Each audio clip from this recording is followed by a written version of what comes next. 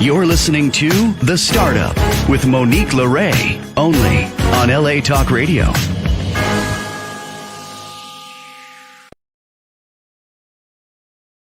How's it going, Los Angeles? This is The Startup with Monique LeRae.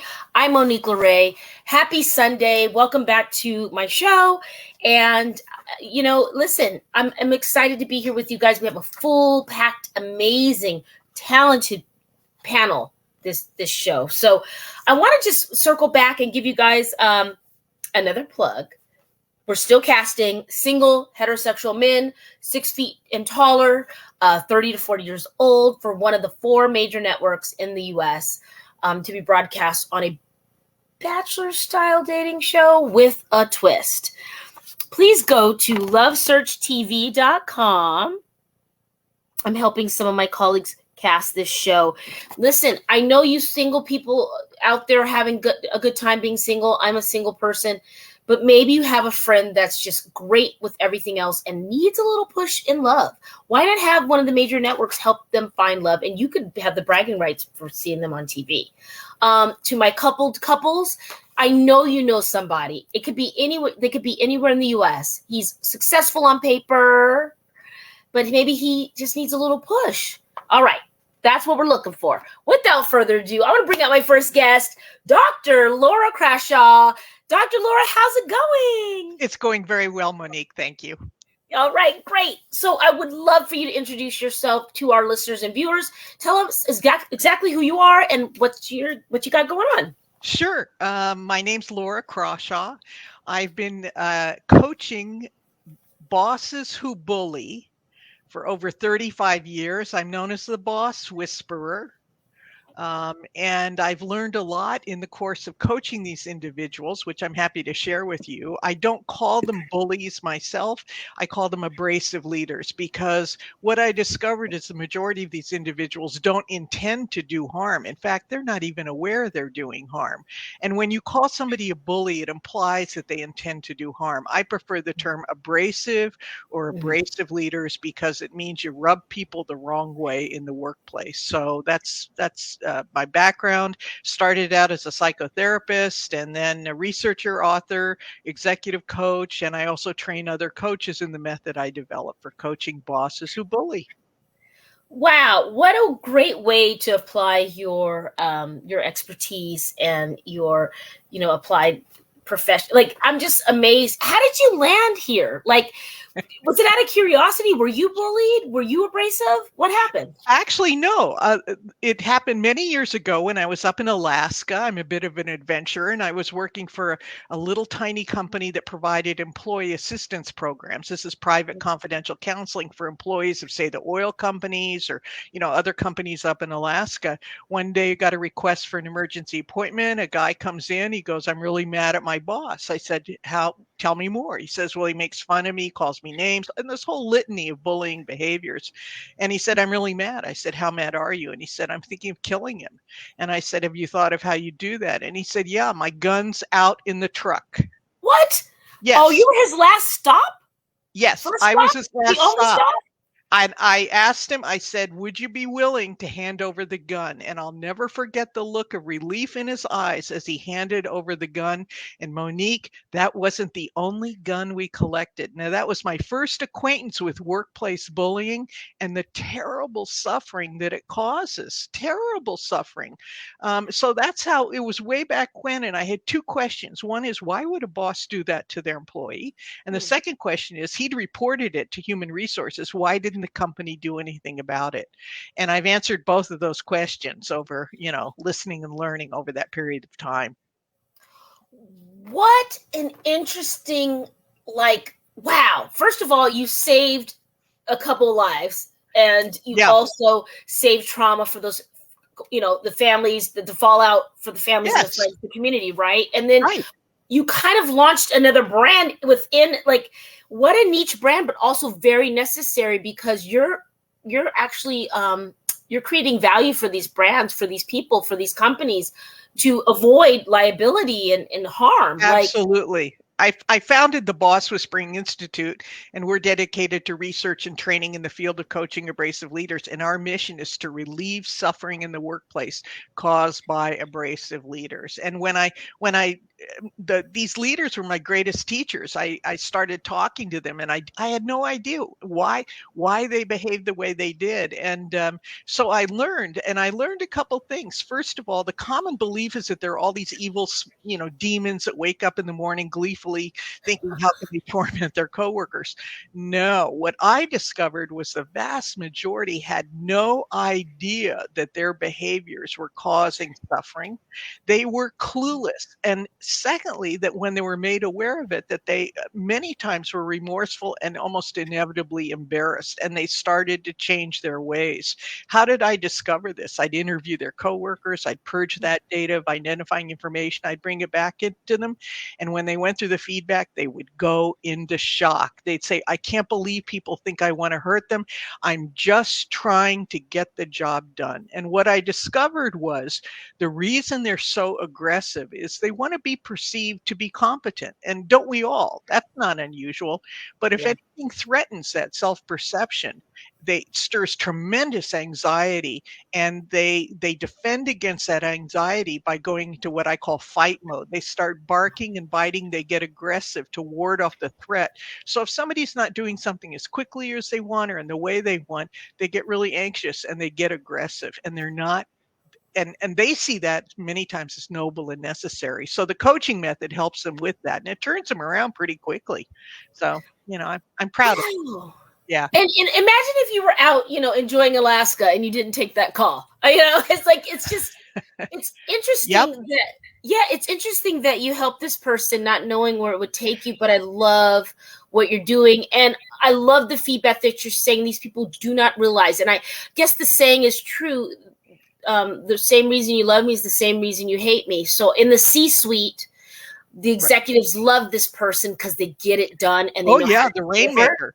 Yep. Yeah, rainmaker. But now when you're dealing with people who are day-to-day functioning in and out of the operations and management, perhaps you aren't going to be able to move the same way without some help. So Right.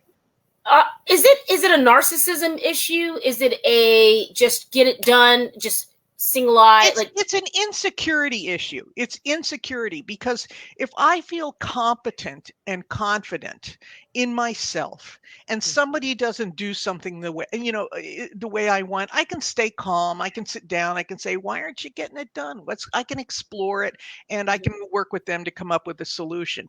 But these folks, they're basically kind of insecure. So if things aren't going the way they want, instead of being able to stay calm and get curious and explore, they just erupt. They bark. I use the term bark and bite, but they get aggressive because we got to get the job done. And my dad kicked my ass, and look where I am today, vice president. That's how you do it. You kick ass or whatever it is. And they need a little help. They need to develop a little psychological insight, and it's pretty thrilling to see it, because they turn around, and so do all the people who are suffering. It starts from the top, and once they gain Yes. that emotional intelligence from you, Yeah. when was the quickest turnaround? What was your most exciting? Obviously, the disarming the gunman at the top of the show.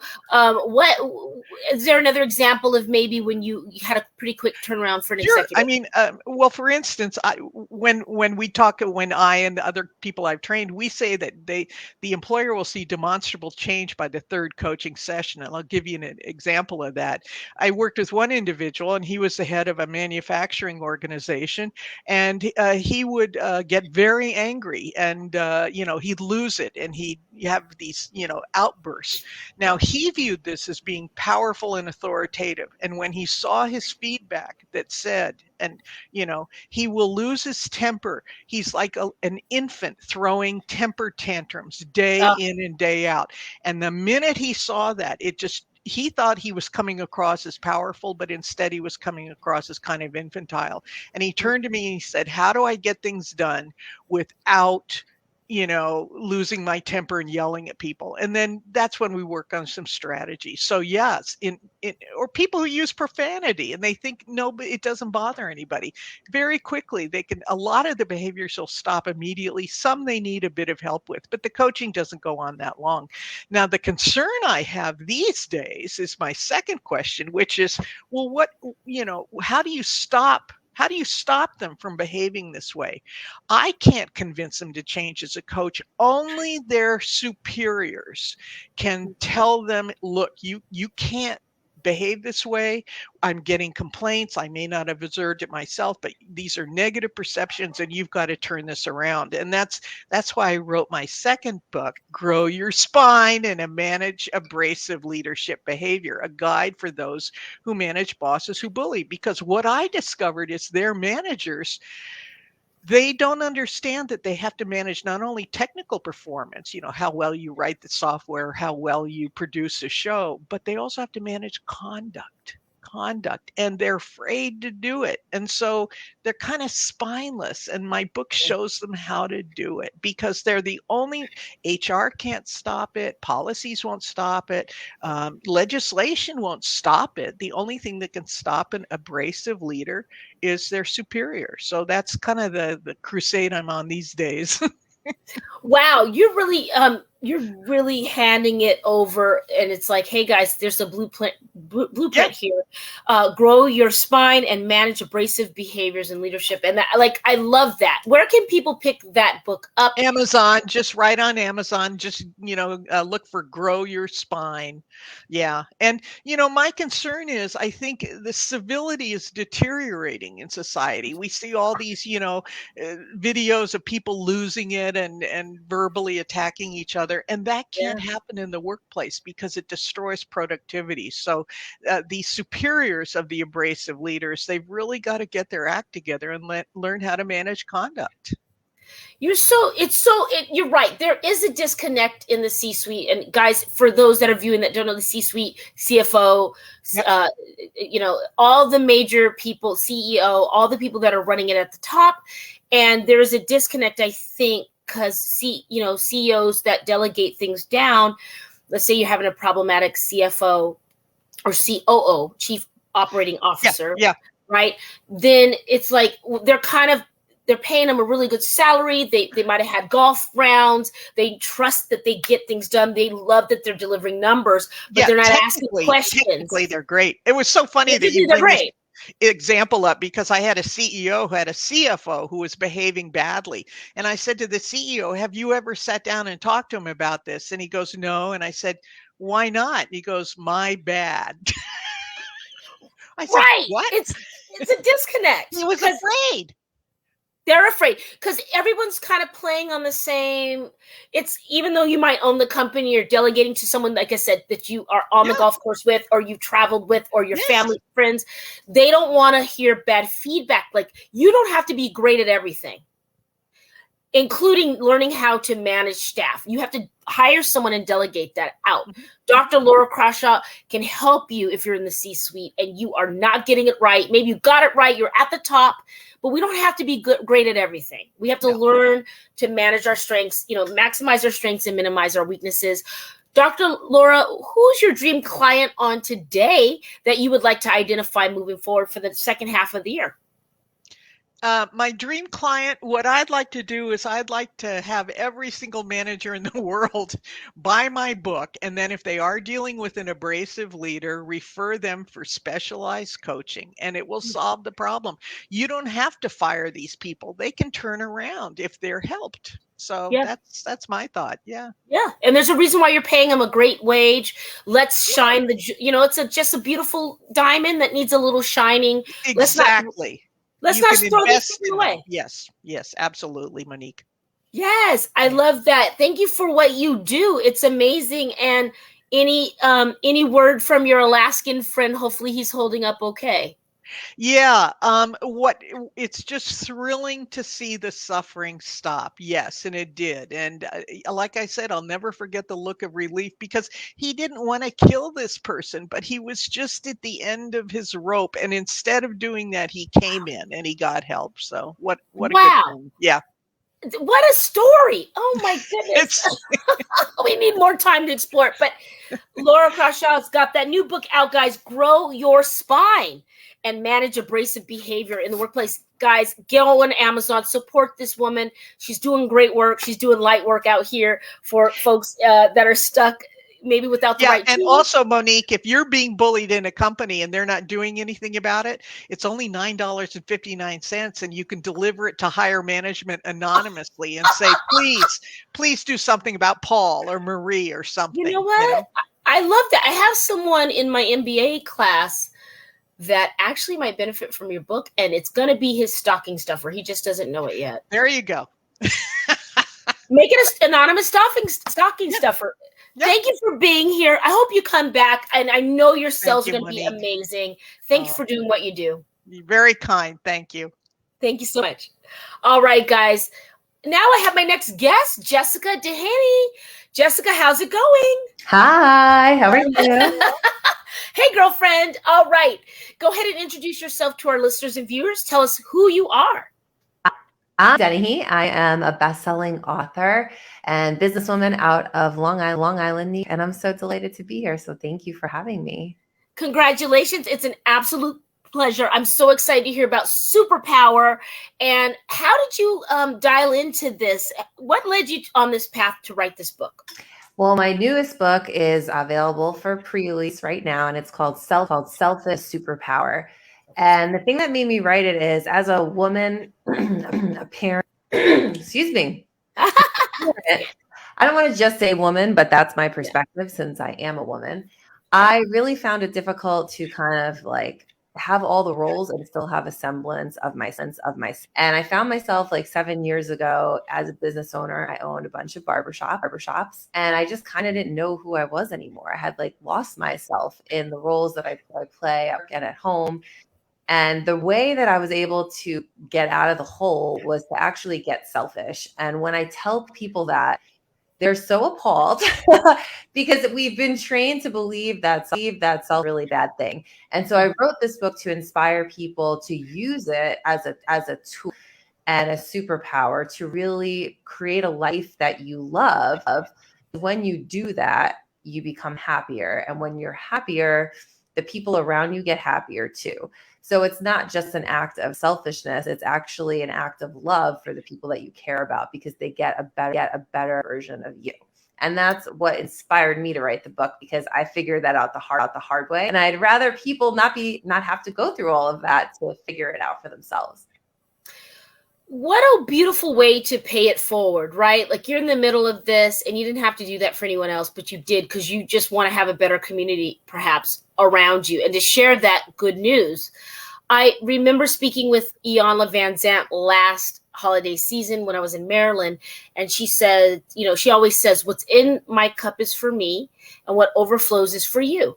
So if my cup's not full, I can't give you anything, and it's really important to like have, she calls it, instead of selfish, she calls it self-full. Oh, I like that. Self-full.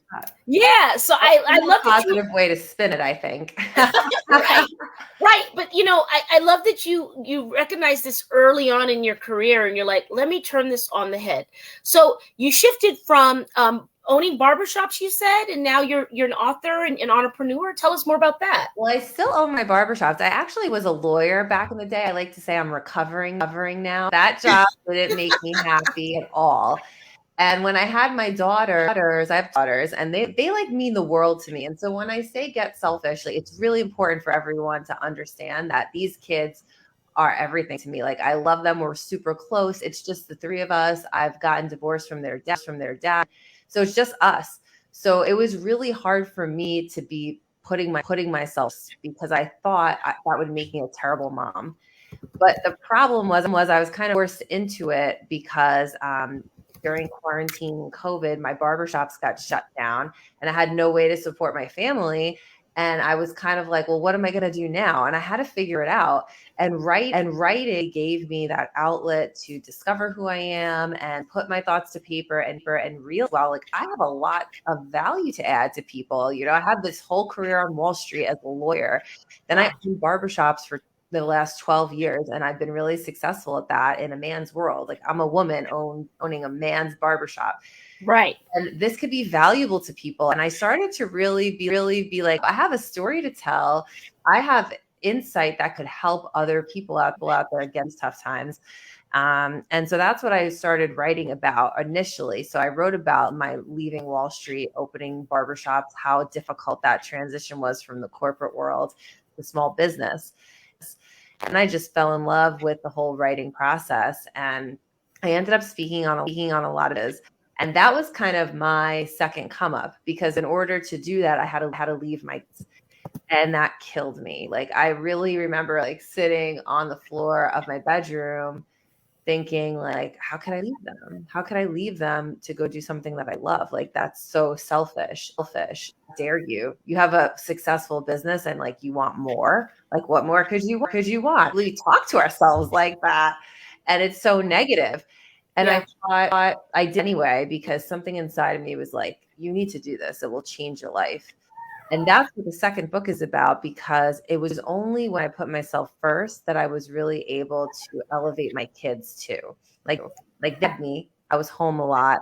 I had a business that ran itself. I didn't have to go to work every day. I was at PTA stuff, the field trips, like everything a stay-at-home mom does, but also having a business. So I kind of fit into both worlds. But I was kind of just blah. Like, I didn't feel that excitement about life, and I didn't feel that intrigue that you get when you're trying something new and yourself to your intellectual limit. And that's the only reason I had to go out and get selfish, and it didn't seem like enough, right? So I kind of put it off. I'm like, hey, you don't need to do that. You don't need to do that. But then when COVID hit and I didn't have income, it kind of pushed me and forced me. And what I realized was my kids might have seen me less, but they were like radiant version of me, because I was so happy. I was like doing something I loved. And suddenly I would come home to them as a better, happier parent. And it clicked. Like, how could I tell them to have a happy life and lead a happy life and grab their dreams?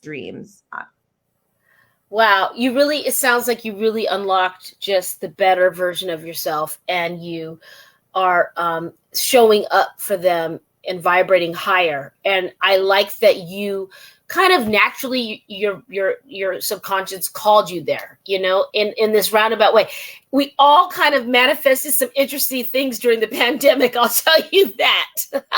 For sure. I mean, right? We really learned how to sit still, some of us, and we learned how to listen to the inner voice and the inner guidance, if you will, source, whatever people might call it, and just go for it. Some of us did some things on a bucket list. And so it sounds like you've got this amazing book.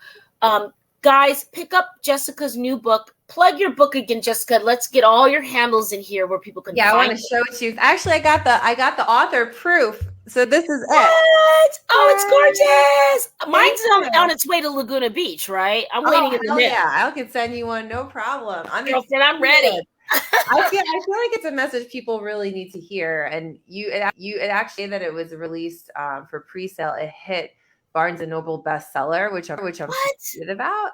You guys, we got a piece of gold right here, honey. We speaking to a star in Long Island. Well, I just feel like it's the opportunity is right, because I feel like when you COVID, people really started thinking about like, what am I doing with my life? Like, it became evident that life could be taken from us so quickly, right? So why not book the trip, do the thing, take your dreams and make them happen. So that's the story that I'm telling, is how I've done that. So I hope it inspires other people to keep going and not lose that high vibration. And you can get them on barnesandnoble.com or on my website, which is jessicadennehy.com. And you can find me on all the socials, which are at thejessicadennehy.com, on Instagram, TikTok, Facebook, anywhere. I'm everywhere. I try to be everywhere. She's worldwide. Jessica, give us a little, if you don't mind, my dear, if someone is you have moved from corporate on Wall Street as a lawyer, right? So you have that macro view of like what it is, and you see the landscape of business through your legal lens, I'm presuming. But if someone doesn't have that, right? But they're moving from a corporate job or perhaps starting up a barbershop and now wanting to write. Are there any little nuggets of gold that you can maybe give another single mom out there or single dad or, somebody that's working towards something and they're, they don't have a huge support system, but they want to publish a book? Any nuggets of gold? Yeah, I mean, well, first off, if you're a single parent, you got to remember, like, everything you say and do going to create the little people behind you. Like, your kids are watching you, especially when you're a single parent. You're all they've got. Like, you're everything. Your movement to be mimicked by them. So as much as we try to say, let's put ourselves last, and that's what's best for the kids, by putting ourselves last, we're teaching them to do that for themselves. And I know that's not what any of you want to teach. So don't go put yourself first here and there, not every single moment, but more than you are now is going to help them pave the way for their happy life. And that's really what we all want as parents. In business, what I can say is stop second guessing yourself. You have this intuition inside of you. We all do from when we're babies. Like, we know when someone cradles a baby and they're uncomfortable, the baby knows. That's our intuition. We don't ever stop having that. We just push it to the side in favor of our brain. As our brain grows and our logic continues to evolve, we listen to that less and less. It's still there. Like, if you're having something call to you, stop ignoring it, and just kind of go with your gut and allow yourself to explore the opportunity. And, maybe it's not going to hit it out of the park the first time. I certainly didn't. And it's important to remember that and to just keep going. And when you remember that your kids are watching you, I think for me, that just keeps pushing me, because if I show them that I'm going to give up, it gives them permission to give up on themselves and their dreams. And I will not allow that. So not on her watch, kids. Not on her watch. Okay. It's so true. I want them to not give up so easily. I think for one thing business owners do is give up too soon. They expect within a year to have a successful business that's making tons of money. And the truth is, like, it's not going to happen that way. This part. And it doesn't mean that it can't be successful. Sometimes it just needs that DLC. So just be prepared financially to take a leap, and because you're gonna need the capital, but don't give up too fast either. It's like finding that harmony between your aggression and your patience. Right. I love that you picked on consistency. It's my biggest tenet for all relationships. Be it business, be it personal, be it family. If there's not consistency, I can't trust it. I don't trust the intentions of it. I think that consistency is what sets people who are successful apart from the people who aren't, because what they don't realize is, you may see me now, right? Like writing a book, getting on Barnes and Noble. It's been years of consistent effort on my part to get me to where I am today. It doesn't just happen in a second. And I think it's the people who keep trying and aren't afraid to fail a little bit, because you learn. Yeah. It's those people that fail and fail and fail and fail that eventually become successes. And it's the people who fail once and stop trying that have to go back into the jobs that they hate, because they're afraid of the failure. So if you just about it, I think that goes a long way. Wow, you've completely nailed it. I'm so proud of what you've been able to create for you and your family. What a beautiful thing. I cannot wait till my book is here. What a great cover. Congratulations on Barnes & Noble. I want to talk to you offline. I think I'll be in New York in September on my way to South Africa, and I think you'd be really great to highlight in my documentary. I'm doing a 3-part on the pandemic, but about entrepreneurs and survivors. No politics, just like a time capsule. I would love that. We're doing the Endemic Project, which is the cause and effect of the pandemic. So I think highlighting your story would be interesting. So we'll talk offline. Yeah, I'll email you. Africa. Hear all about that. I know, right? I gotta have the book on the plane on my way. So nice. You guys get Jessica's new book. Plug it again, Jessica, one more time. Let's hold it up. One more time. Selfish is a Superpower, and it's available for now on barnesandnoble.com. I'm so excited, and continued success. Thank you for the knowledge, and be well. Thank you. Have a good night. You too. Thanks, Jessica. All right, guys. I've got Tyler coming up next. Tyler Bramlett, how's it going? Hi there. Hey. It's going good. Up. Yeah, absolutely. All right. Wonderful. Why don't you go ahead and introduce yourself to the listeners and the viewers? Yeah, absolutely. My name is Tyler Bramlett. I am the co-founder of a company called WeShape, and our goal is to change how and why people exercise.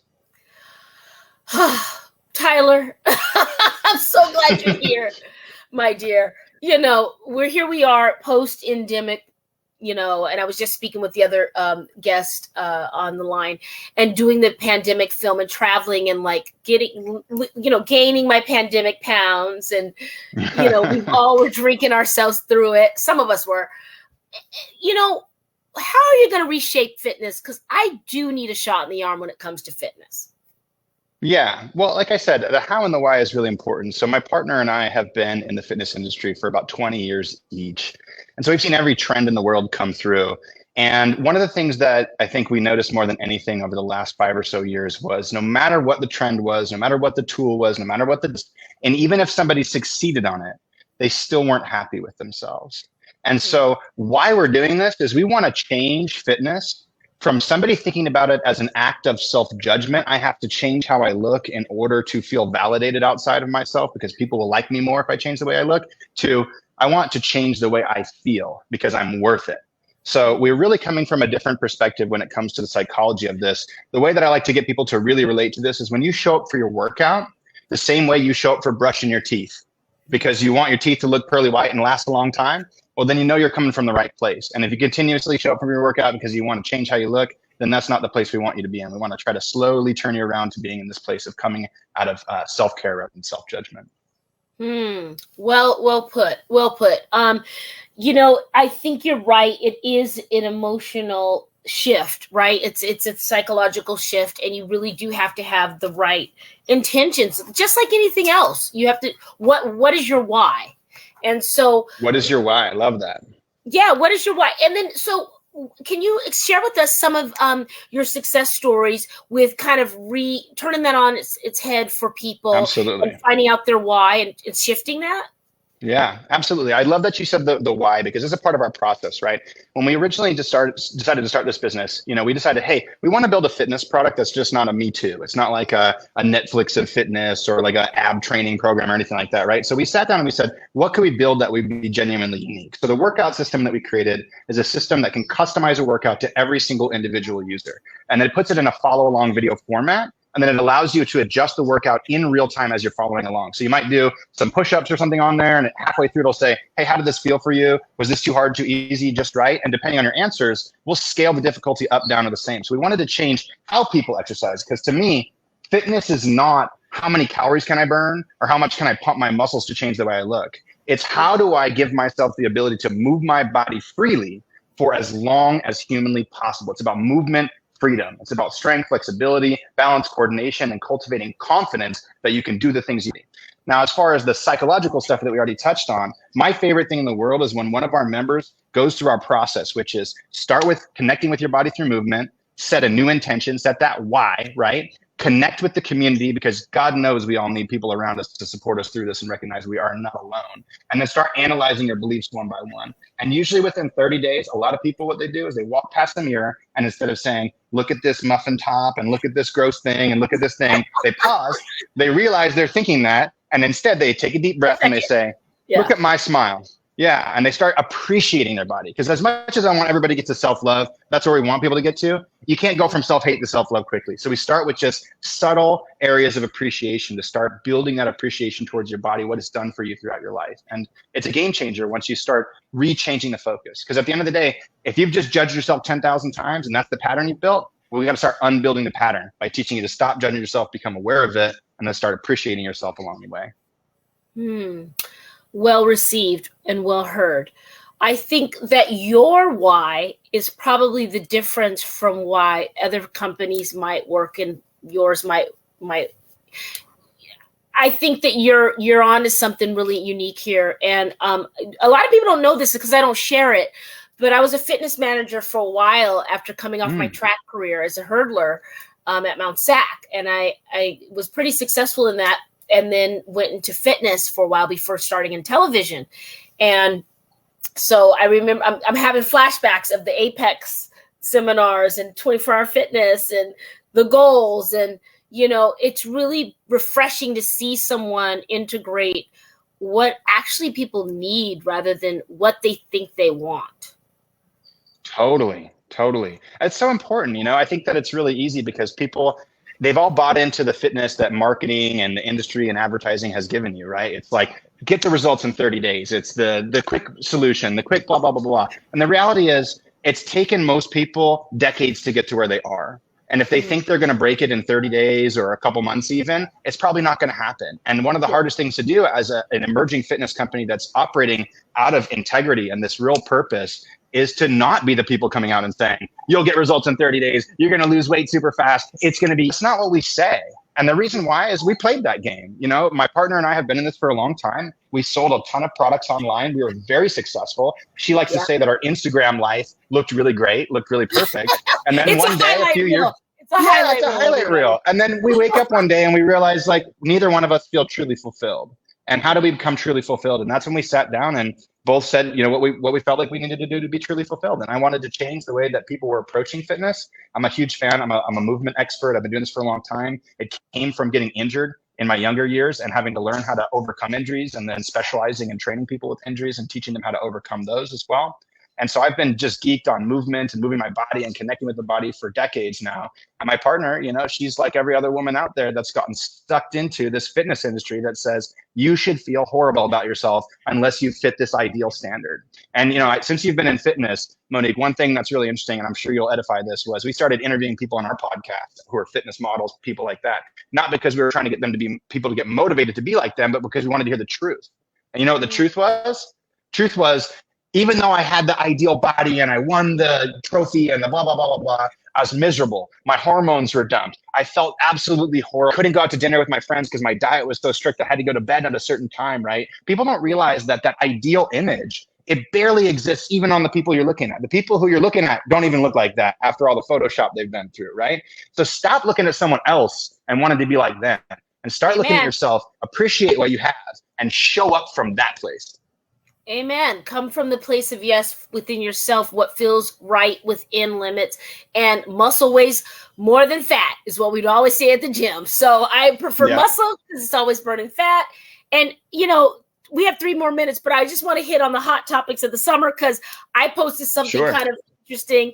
I posted, was it going to be a hot Ozempic summer or not? So we know everyone in Hollywood is on Ozempic. What in the hell, what in the Nutrisystem is going on? What is going on? What do you think? I mean, I wish I could, you know, give you a quick solution to this one. One thing I will say is that everybody wants to have some sort of like biological free lunch, right? They want to go out there and do something that's going to give them the quick results, right? They want to do gastric bypass and Ozempic and hormone replacement and all these different things, right? And there are some situations can be helpful, right? I don't want to discount that. But the reality is people think that the solution to being skinny is eating less, right? And at the end of the day, if you take a drug that's going to take away your appetite and you're going to eat less, you better be eating incredibly nutritious foods for everything that you do eat. Otherwise, your tendons, your ligaments, your bone density, your cartilage, everything in your body is going to start to wear down, and you are not going to end your life feeling happier because you were thinner. At the end of the day, the most important thing, if I could fast forward everybody until they're 70 or 80 years old, they would feel how horrible they feel in their body. And you know what they would do? They would say, I better get up. I better start stretching. I better start moving. I better take care of my body. Because fitness is about taking care of your body, not about working your body to the bone so you can change the way you look. Oh, such. Woo! Tyler's taking us to church on Sunday, everybody. Listen, I love that. And you're right, because your body holds on to it because it doesn't know when it's going to get it next. So you're doing the opposite of losing weight. So it's a short-term look. By the way, though, I'm seeing people who haven't lost a lot of weight in a long time just slim up quick. So, hey, it's cute right now, but like Tyler says, will it be cute in 80? It may, you know, everybody's goals are different. But last thing, Tyler, I'm going to have you back on because I love what you're saying. We have kind of a body dysmorphic issue in the Black community. There's a lot of BBLs, and there's a lot of stuff going on in the Black community to get that slim waist and big donkey booty, as they call it. What has been your experience training people have you talked to anyone off the ledge from, the dangerous liposuctions and BBLs and things? No, not personally. I haven't. I've been lucky to specialize in people who, have knee pain, hip pain, things like that. And I'm trying to really help them overcome that and come back to taking care of their bodies. But in the past, when I used to do personal training, I did have a lot of experiences where people would want to turn to that, right? Yeah. And I think the reality is there's no harm in delaying things like that, right? If you have a thought process in your mind that says, oh, I want a bigger booty, I want a tighter waist, right? Keep the thought process. Don't dissuade from it. But instead of just jumping straight to the easy solution, and not recognizing that things like BBLs have higher risk for strokes and heart issues after that, right? Blood clots in the legs. There's all kinds of negative things that can come from this, right? Try to put some real effort into that. Because at the end of the day, you know what? When we earn something ourselves, when you go out there and you hit the gym to get the booty that you want, to get the body that you want, when that's where you came from, is I put the work into this, right? You're going to be really damn proud of what you did. But if you go and you pay a bunch of money and somebody injects a bunch of stuff into you or sucks a bunch of stuff out of you, you might look good in the mirror, but you're never going to feel like you really earned it at the end of the day. And I think, again, my message is a little different than that even. It's about stop looking in the mirror and judging yourself. It's about stop trying to think of the fact that we need to get a surgery in the first place in order to have the body that everybody else thinks we should have. After all, Monique, this body changes every 10 years, right? Right now we're in the big booty, slim waist thing, but back in the 90s, it was like stick figures, right? It changes every 10 years. So why are we trying to hit a moving target?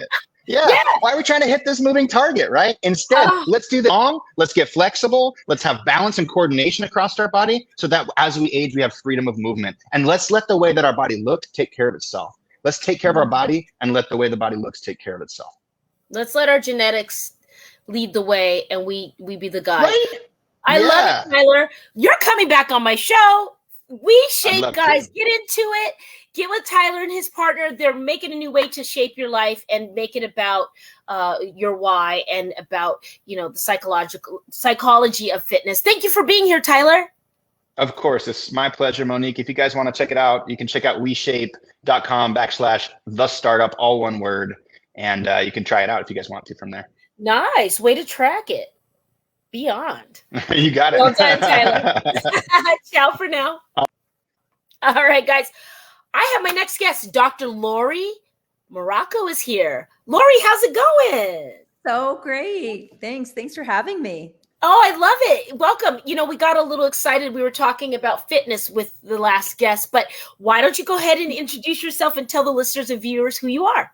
Yes. No, I was also very excited about that last segment. I was like, wow, yeah, he's right. I know he's right. Well, anyway, I am Dr. Lori Morocco, and I wear a couple different hats. I've been in higher education for 25 plus years as a full-time professor. Now I'm an academic dean, and I'm also a keynote speaker, and I also am a business coach for women. So helping them find success on their own terms so they can be happy and healthy at work, whatever that looks like. Oh, wow. I've just had so much talent on this show today, and I'm so glad to round it out with you. And it sounds like you keep a really strong calendar, madame. Yes. What hat am I wearing right now? I have to take a second. But like all of us, we're all so busy doing so many different things, and it's great. I love a whole bunch of things going on, multitasking. Yes, and I like that you're specifically right now speaking to females in the industry, whatever industry that is. And it sounds like to me from, your intro that you're specifically speaking to women that have families and friendships and lives outside of work that want to have balance, right? And kids and all of that. Tell us a little bit more about how you approach this. Well, I speak from experience because I myself have 4 children. I mean, they're adult children now, but when they were younger, I just wanted it all. I was going to school to get my PhD. I had 2 babies at home. But I wanted to be a mom. I wanted to get my education, and I just, my mindset was, you can do it all. You can have it all. And that's kind of what I tell women. I'm like, yeah, you can do that. You can do that. And so, started my PhD at 35 with 2 babies, ended 4 years later with 2 more babies, worked the whole time. Wow. And just, I'm somebody that just like the hat wearing, right? Like, I just think we can do whatever we want to do. And so I just try to be women's biggest cheerleader and say, you got this, you can do this. Wow, I'm so blown away. I'm never complaining about having homework after my podcast ever again. Like, you are pushing it to the next level, Dr. Morocco. So where do you think you got this from? I'm doing that exploration right now. Yeah. I'm in my applied behavioral science module in my MBA right now. Okay. So I'm looking at my why, like, why am I the way I am? How did you get here where you felt empowered to be able to do it all with 2 babies for the PhD, 2 babies for each doctorate? Like, how did you get there? I think I'm just really stubborn, and I'm really competitive. Honest. I am. I mean, and I'm competitive with myself, and I really, truly wanted everything. I wanted, like I said, to be a mom. I wanted a lot of kids. I wanted a big family. I wanted a career. I wanted to volunteer and help the homeless. I just feel like I am. You're every woman. I feel like life is short, and we have to pack it in. And every moment of every day was just, I needed to be doing something fulfilling for myself or for other people. And I think that's maybe where it came from. I can't say that I grew up with that kind of mindset. I didn't. I was kind of like a rebel. Like, I was just like, I'm going to go my own path, and I'm going to do this and do that, and figured it out. I literally just figured it out. Wow. Amazing stuff. So where can people link up with you if they want to connect with what you're doing and support your brand? Oh, thank you. So my website is just my name, lauriemorocco.com. I'm also on LinkedIn under that name, Instagram under that name, and Facebook.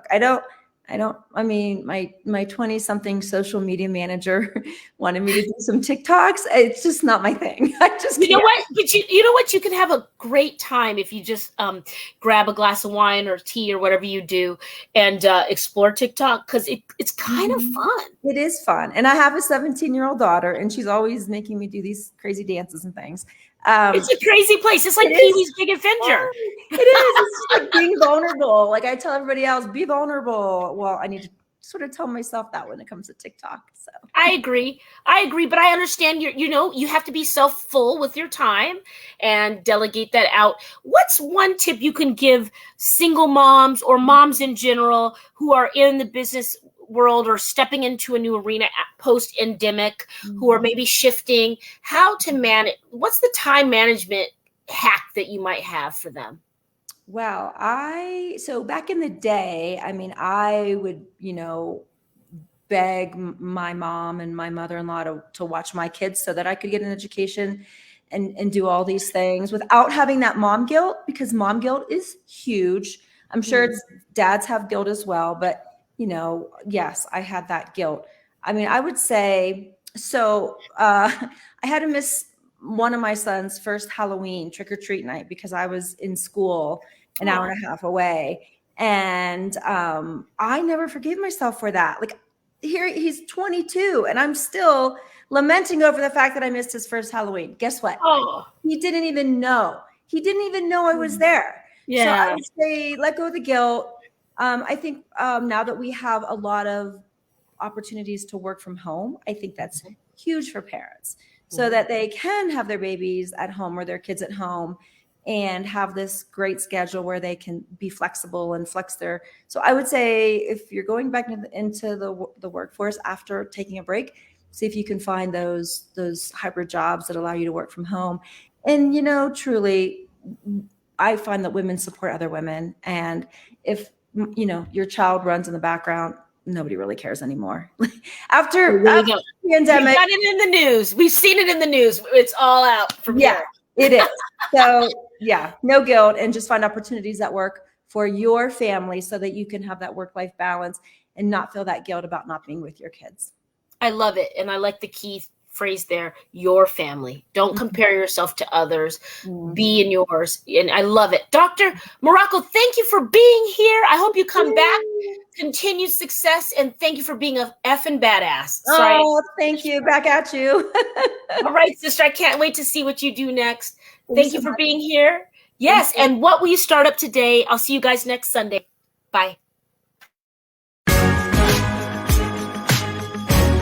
You're listening to The Startup with Monique LeRae, only on LA Talk Radio.